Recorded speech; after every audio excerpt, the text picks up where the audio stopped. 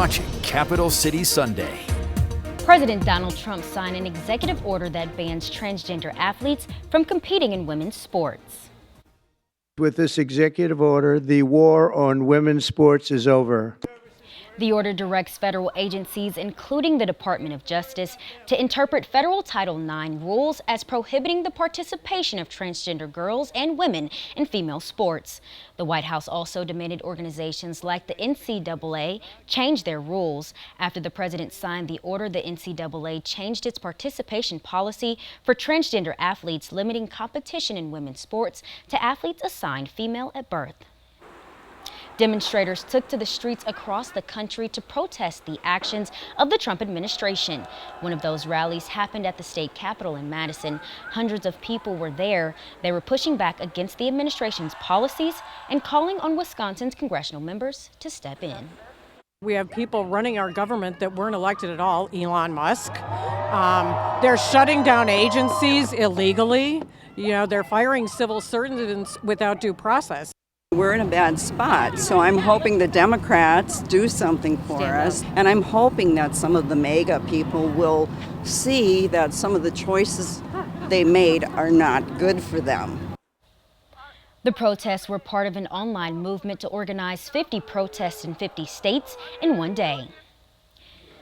Governor Tony Evers went across Wisconsin touting his plans to fight contamination in drinking water. He stopped at Maine Elementary School in Wausau, which got a grant to upgrade its water treatment system.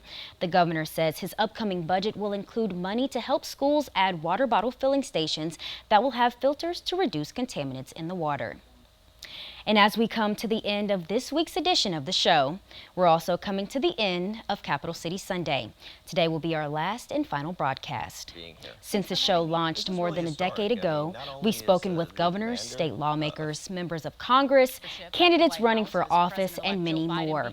Though the faces you've seen at the desk have changed over the years, our commitment has always remained the same: to hold the powerful accountable, to inform you about what's happening in the halls of the state capitol and how the developments in Washington affect every corner of the Badger State.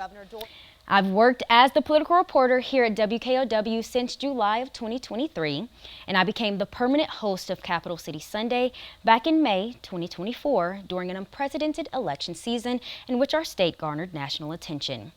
We traveled the state speaking to candidates on various campaigns, and I had the transformational opportunity to hear from you all directly, the voters and viewers, on the issues impacting our communities. I am beyond grateful for each and every individual who has joined me here on the desk, virtually or out in the field, to discuss our state's political landscape at a time when political discussion is needed now more than ever. This is also my last day with WKOW as their political reporter, and while I am sad to be leaving, I am excited to be taking some much-needed time away to be with family and loved ones in my home state of North Carolina. I'm grateful for every Sunday I've had the opportunity to spend with you all, and I'm looking forward to what's next. That is it for this edition of Capital City Sunday. Thank you for watching.